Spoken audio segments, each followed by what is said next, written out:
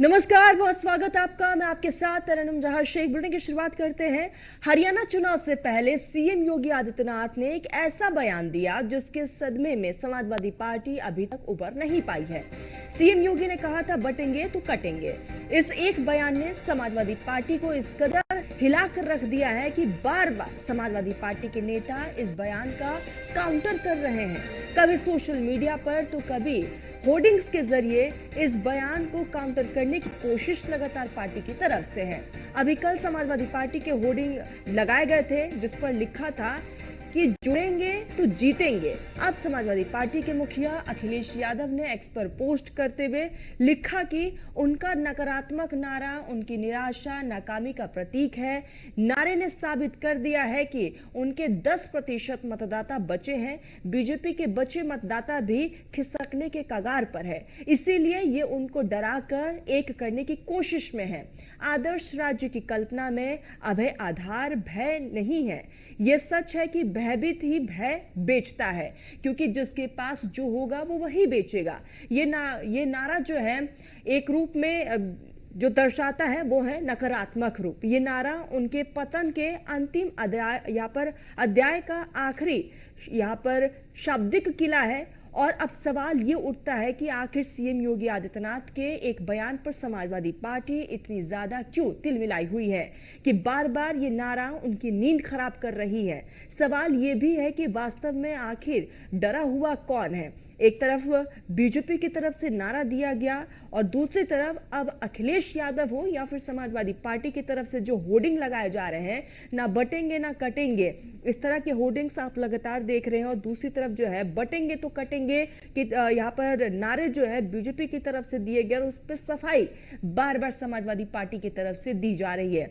हाल ही में अखिलेश यादव ने एक पोस्ट करते हुए शेयर किया जिसमें उन्होंने इस बात का जिक्र किया कि जिसकी जैसी सोच वो सोच उजागर हो रही है। समाजवादी पार्टी के अध्यक्ष अखिलेश यादव का ये पोस्ट सामने आया जिसमें उन्होंने कई चीजों का जिक्र किया और बीजेपी पर जमकर निशाना भी साधा है। आपको बता दें कि समाजवादी पार्टी के अध्यक्ष अखिलेश यादव ने एक्स पर पोस्ट करते हुए लिखा कि बीजेपी के यहाँ पर बटेंगे तो कटेंगे के नारे पर उन्होंने अपना बयान दिया। उन्होंने कहा कि उनका यह नकारात्मक नारा है, उनकी निराशा और नाकामी का प्रतीक है। अखिलेश यादव ने इसका जिक्र किया, कहा कि नारे ने साबित कर दिया है कि उनके 10% मतदाता बचे हैं और बीजेपी अब उन्हीं को डराकर अपने पास रखने की कोशिश में है। बीजेपी के बचे हुए मतदाता भी खिसकने की कगार पर है और इसीलिए बीजेपी बौखलाई हुई है, अखिलेश यादव का कहना है, और इसीलिए उनको डराकर एक करने की कोशिश हो रही है। अखिलेश यादव ने ये तमाम चीजों का जिक्र अपने एक्स पोस्ट पर किया है। साथ ही कहा कि आदर्श राज्य की कल्पना में अभय आधार भय नहीं। यह सच है कि भयभीत ही भय बेचता है। अखिलेश यादव ने यह भी कहा कि क्योंकि जिसके पास जो होगा वो वही बेचेगा और ये नारा जो है निकृष्टतम नारे के रूप में दर्ज होगा और ये नारा उनके पतन के अंतिम अध्याय का आखिरी शाब्दिक किला होगा। यह अखिलेश यादव की तरफ से ट्वीट किया गया। तो लगातार उपचुनाव से पहले पोस्टर वॉर साफ तौर पर देखने को मिल रहा है। एक तरफ अखिलेश यादव की तरफ से जो पोस्ट सामने आ रहे हैं, दूसरी तरफ जो बीजेपी की तरफ से लगातार बयानबाजी दी जा रही है, बटेंगे तो कटेंगे। और ऐसे में आपको बता दें कि बार बार एक बड़ा मुद्दा समाजवादी पार्टी की यहाँ पर मिल चुका है और समाजवादी पार्टी जो है इस मुद्दे को अच्छे से भुना भी रही है और बीजेपी को लगातार इस मुद्दे की वजह से, इस बयान की वजह से घेरा भी जा रहा है। दूसरी तरफ जुड़ेंगे तो जीतेंगे का नारा समाजवादी पार्टी की तरफ से दिया जा रहा है। बड़े बड़े होर्डिंग पोस्टर्स लगाए गए जिसमें इस बात का जिक्र पार्टी की तरफ से किया गया कि जुड़ेंगे तो जीतेंगे।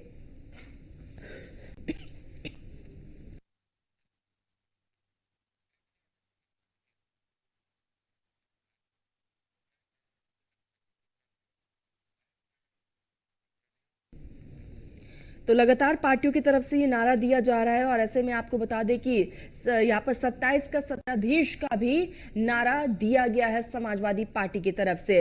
हमारे साथ खास मेहमान जुड़ चुके हैं। शमशी आजाद जी बीजेपी के नेता हमारे साथ जुड़े हुए हैं समाजवादी पार्टी से। पूजा मिश्रा जी हमारे साथ जुड़ चुकी है। बहुत बहुत स्वागत है आप दोनों का। शमशी जी, सबसे पहला सवाल मेरा आपसे ये, एक तरफ बीजेपी नारा देती है, विकास का नारा देती है, विश्वास का नारा देती है, अब दूसरी तरफ बटेंगे तो कटेंगे का नारा। जी नमस्कार आपको, आपके चैनल के सभी दर्शकों को। देखिए, बटेंगे तो कटेंगे का नारा जो है वो भारतीय जनता पार्टी ने योगी आदित्यनाथ ने अगर दिया है तो उसको अगर सार्थक तरीके से पॉजिटिव वे में लेंगे तो हम यही चाहते हैं कि प्रदेश की जनता, देश की जनता जो है वो एक साथ रहे, एक साथ मिलकर अन्याय के खिलाफ लड़े, एक साथ मिलकर विपक्षी ताकतों के खिलाफ लड़े, जो देश को जो है टुकड़े टुकड़े गैंग के हवाले करना चाहती हैं, जो देश में अराजकता का माहौल लाना चाहती है, 2012 से 2017 तक का इतिहास दोबारा से दोहराना चाहते हैं। इनके जो अपराधी हैं, इनके जो माफिया मित्र हैं, वो जो दबे कुचले हुए हैं, वो फिर शमशी जी, मैं इस बीच आपको रोकना चाहूंगी। इसी बीच हमारे साथ इंदुकान दीक्षित जी भी जुड़ चुके हैं, पॉलिटिकल एडिटर है यहाँ पर। बहुत बहुत स्वागत है सर आपका, पॉलिटिकल एक्सपर्ट है। शमशी जी, अपना बात रखिए। जी, तो भारतीय जनता पार्टी ये चाहती है कि प्रदेश में अमन चैन बना रहे। जिस तरीके से एकजुट होकर लोगों ने भारतीय जनता पार्टी को वोट दिया, जिस तरीके से देश में, प्रदेश में लगातार 11 सालों से देश में और 7 सालों से प्रदेश में जो अमन चैन बना हुआ है उसको विघटनकारी ताकतों से बचा के रखा जाए, उसको जो है ये छोटी छोटी गैंग से बचा कर रखा जाए। और एक तरफ वो पार्टी है जो अपने ही गठबंधन दल के नेताओं को किस तरीके से धोखा देती चले। अभी आपने देखा कि कांग्रेस पार्टी को जिस तरीके से आखिर में उन्होंने 2 सीटें करने का ऑफर देते रहे और आखिर में भी उन्होंने उनसे 2 सीटों से भी किनारा कर लिया। तो कांग्रेस पार्टी ने भी कहीं ना कहीं अंदरूनी खामे में ये मैसेज बिल्कुल साफ तरीके से भेजना शुरू कर दिया कि समाजवादी पार्टी जो है धोखेवादी पार्टी है, अहंकारवादी पार्टी है, अखिलेशवादी पार्टी, इसको जो है कहीं से भी अब सत्ता में वापस नहीं आने देना चाहिए। तो हमारा काम हमारा काम जो है कांग्रेस पार्टी ने भी बहुत आसान कर दिया है और हमारा काम जो है, और इन्होंने जो बैनर अपना लगाया 27 का न्यायाधीश, इसके पहले इन्होंने, आपने देखा होगा 2024 का जो चुनाव हुआ था तो अपने ही पैसे देकर ये बताइएगा क्या अभी बीजेपी का नारा क्या है? सबका साथ, सबका विश्वास, सबका विकास, ये नारा है या फिर बटेंगे कि कटेंगे?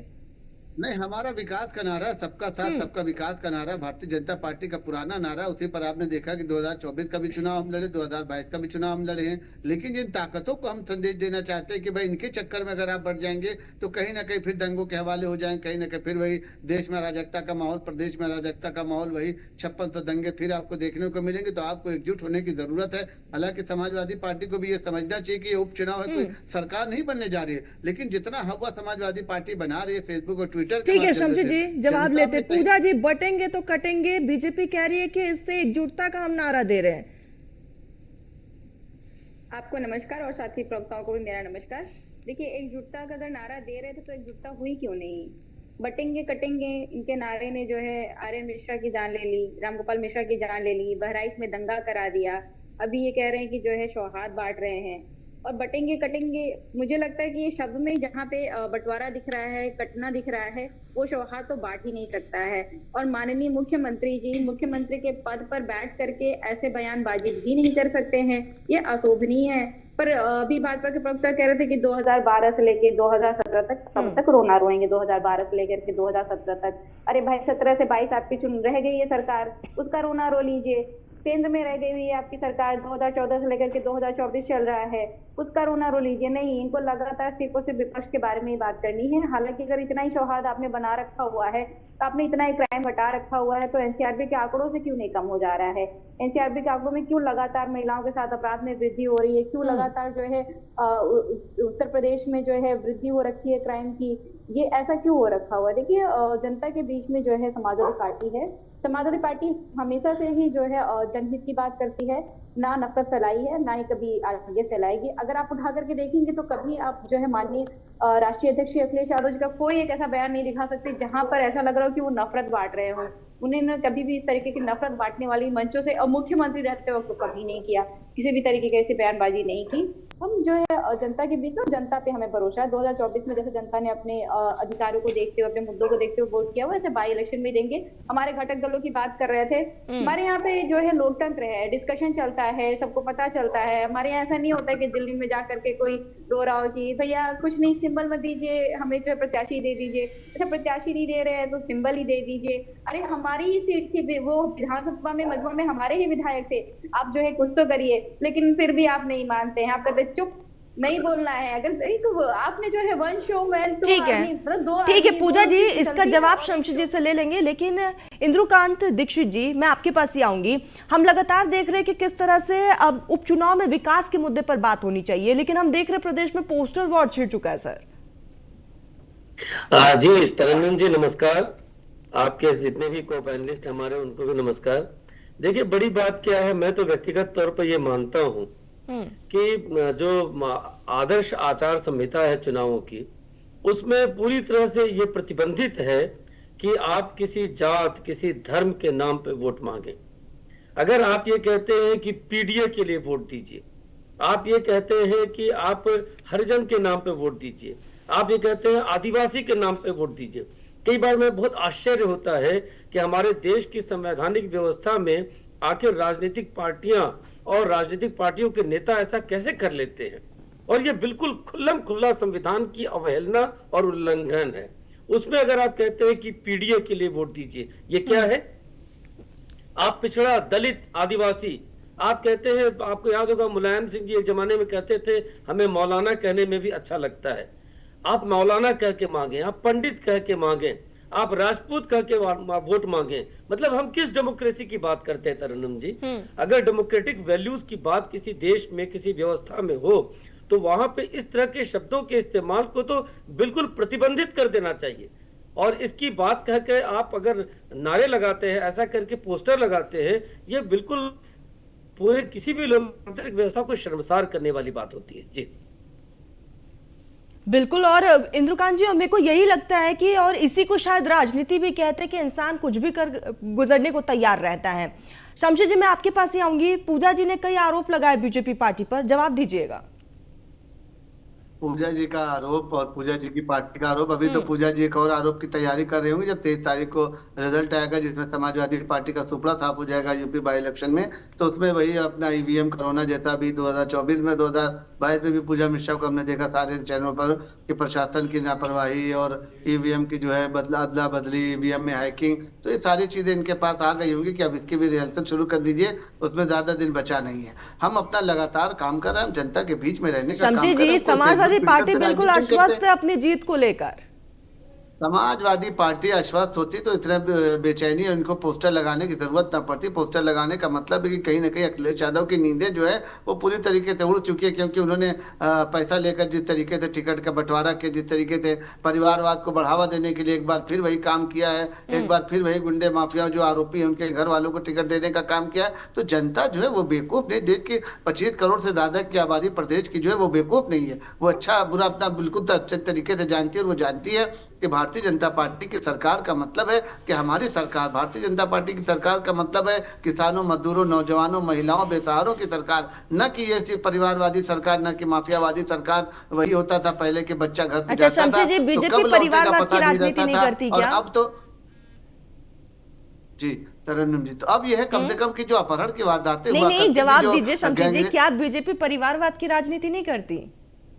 बिल्कुल नहीं करती। बीजेपी परिवारवाद की राजनीति कर रही होती तो आप ये समझ लीजिए कि कहीं ना कहीं जो आज दयाशंकर सिंह है, कहीं ना कहीं विजय पाठक है, केशव प्रसाद मौर्य है, इन सारे लोगों के परिवार का कोई ना कोई मंत्री, कोई ना कोई विधायक, कोई ना कोई सांसद होता का। गिने चुने 2 4 5 नाम अगर आप वही बात करेंगे कि भाई पंकज सिंह है कि नहीं है, तो पंकज सिंह कोई मंत्री पद पर नहीं, पंकज सिंह विधायक है। विरासत को बचाने के लिए अभी उनका लड़का नीरज सिंह है, पूरी तरीके से राजनीति में सक्रिय, लेकिन आज तक उसको जो है कोई विधायक, कोई सांसद का पद नहीं दिया गया। तो हम ये परिवारवाद तब चलाते हैं, परिवारवाद के उन लोगों को आगे बढ़ाने का रखते हैं जिनके अंदर गुण होता है, जनता जिनको पसंद करती है, क्षेत्र में रहकर जो जनता की समस्याओं को उभारने का काम करते हैं। न कि ये सिर्फ कि हमारे परिवार का है, न कि ये सिर्फ जो है अभी जो करहल से जो प्रत्याशी आप बता दिए उनका राजनीतिक इतिहास, कहा वो प्रदेश कार्य समिति में थे, कहाँ वो राष्ट्रीय कार्य समिति में थे, कहाँ पर उन्होंने वो जो है राजनीति का काम किया, कहीं पर कोई काम पूर्व सांसद रहे हैं, क्या बात कर रहे हैं? सुनिएगा तो पहले, अरे इससे पहले की बात बता रहे जब सांसद बनाया गया था, मैंने आपको रोका नहीं, जब सांसद बनाया गया था तब की बात मैं कह रहा हूँ। आप बताइए, प्रवीण पटेल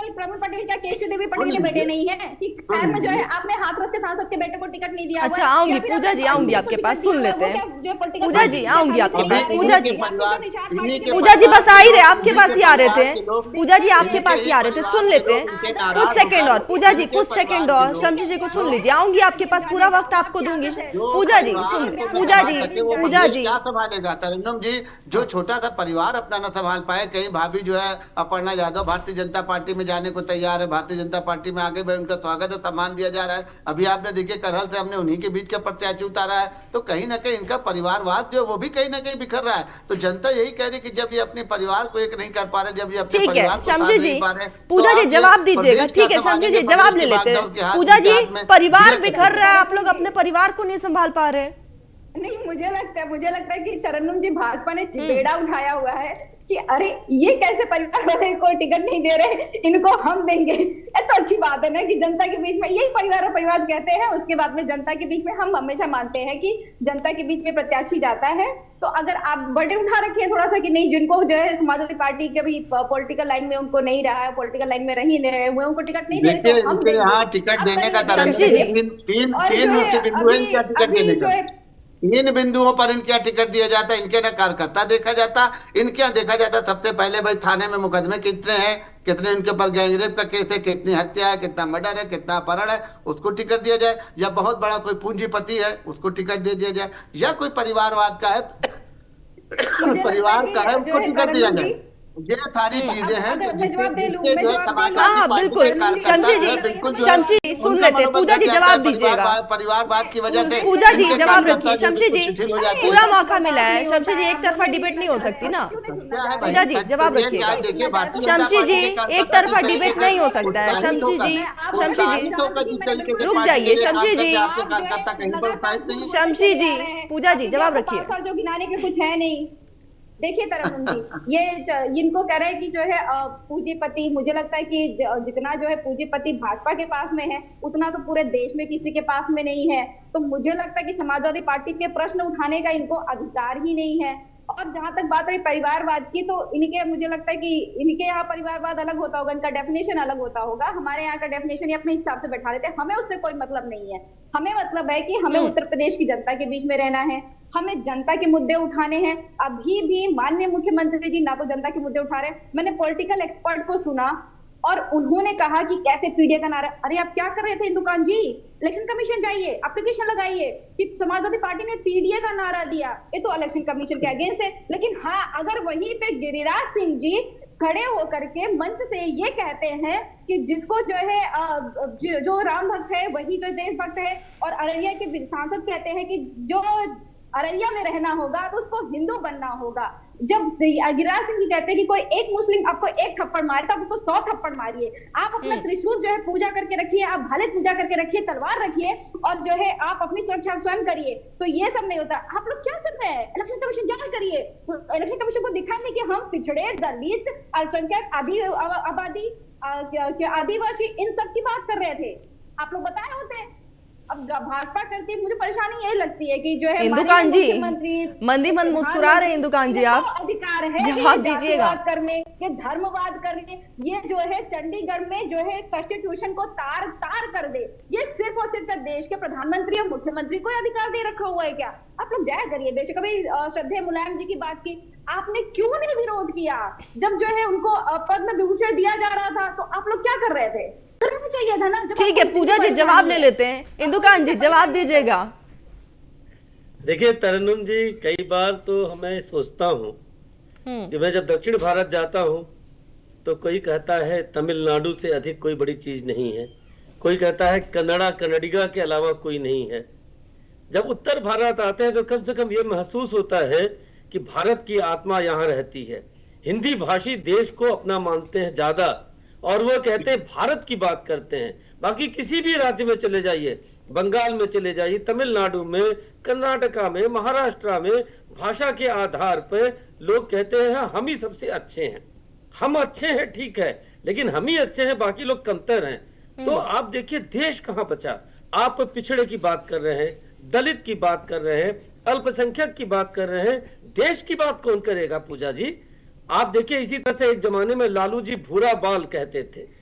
मतलब ये खुल्लम खुल्ला संविधान का उल्लंघन, और उसके बाद इस तरह से मजाक। जब कोई बात अगर कह दे, अभी पूजा जी कह रही हैं कि गिरिराज जी कह रहे हैं कि आपको अगर कोई एक थप्पड़ मारे तो 10 थप्पड़ रसीद करिए। बिल्कुल ठीक कह रहे हैं, उनकी बहुत सारी बातों से हम सहमत नहीं है, लेकिन जो उदाहरण पूजा जी ने दिया कि हमको एक थप्पड़ मारिए, तो जमाना ऐसा है पूजा जी कि आप दूसरा थप्पड़ करिए तो वो भी मार के कहेगा अब कहाँ मारे, अब भी कोई और आपका शरीर का हिस्सा बचा हो तो आगे कर दीजिए।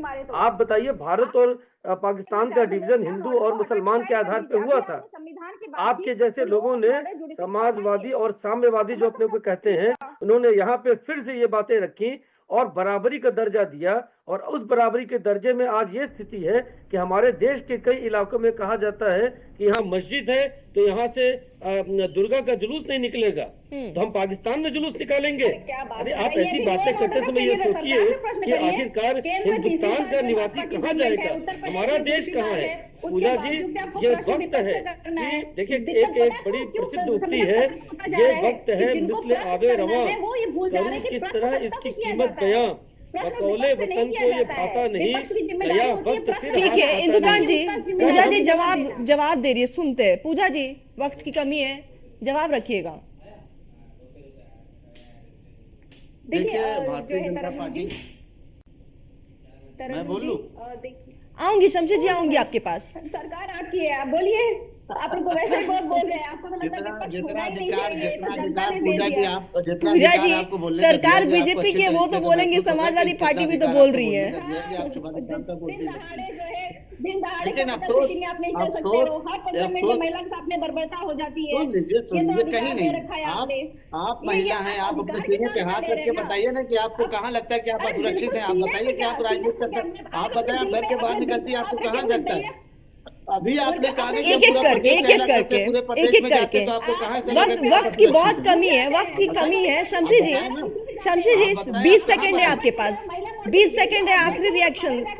आऊंगी पूजा जी, आऊंगी पूजा जी, आऊंगी, आपको 30 सेकंड दे दूंगी, रुक जाइए पूजा जी।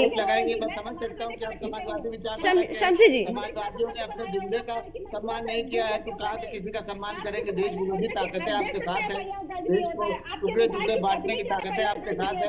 आप सिर्फ जो है मतदाताओं को खुश करने का काम करना चाहते हैं, लेकिन उनके ऊपर जो है काम नहीं करना चाहते, जनता से जुड़ना नहीं चाहते। ठीक, शमशेर जी, पूजा जी जवाब रखिए।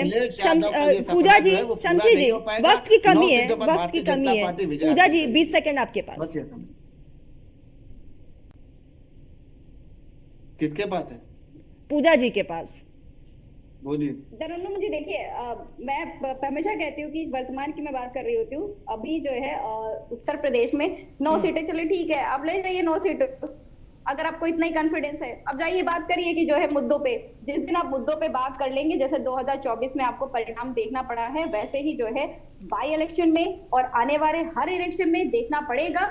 जिस तरीके से आप उठा करके जो है महिलाओं को, किसानों को, नौजवानों को इको गार्डन में रखते हैं और यहाँ पत्थर गिरजा घर में छुपाते हैं ना, कि प्रोटेस्ट सड़कों पे नहीं दिखना चाहिए, वो इसीलिए वोट के रूप में। ठीक है, आखिरी रिएक्शन इंदुकान जी, मैं आपके पास आऊंगी। 27 से पहले इस उपचुनाव को सेमीफाइनल के तौर पर देखा जा रहा है, सियासी समीकरण क्या कुछ कह रहे हैं? देखिए, सियासी समीकरण बिल्कुल साफ है। एक बहुत अच्छी बात है कि बिल्कुल आमने सामने की लड़ाई है। जनता के सामने 2 विकल्प हैं, खुलेआम तौर पे जनता तय करेगी, ये पब्लिक है, सब जानती है कि वो किसके एजेंडे के साथ है। और हमें ऐसा लगता है कि सबसे खूबसूरत बात है कि लड़ाई बिल्कुल रोमांचक है और दोनों पक्ष लोकतांत्रिक मूल्यों के तहत लड़ रहे हैं। बस ये जात, बिरादर, धर्म की बात राजनीति में जनता के सामने न लाने का आदर्श सभी पार्टियों को पेश करना चाहिए। ठीक है, इंदुकांत जी, शमशेर जी, पूजा जी, आप तीनों ने अपना कीमती वक्त दिया, आप तीनों का बहुत बहुत शुक्रिया। तो लगातार इस उपचुनाव के रण में हम देख रहे हैं कि एक तरफ पोस्टर वॉर छिड़ा हुआ है तो दूसरी तरफ जो है वार पलटवार का सिलसिला भी जारी है। हालांकि 23 तारीख को जो है तस्वीरें क्लियर हो जाएंगी कि जनता ने किस पर मोहर लगाई। फिलहाल मेरे साथ बुलेटिन में बस इतना ही।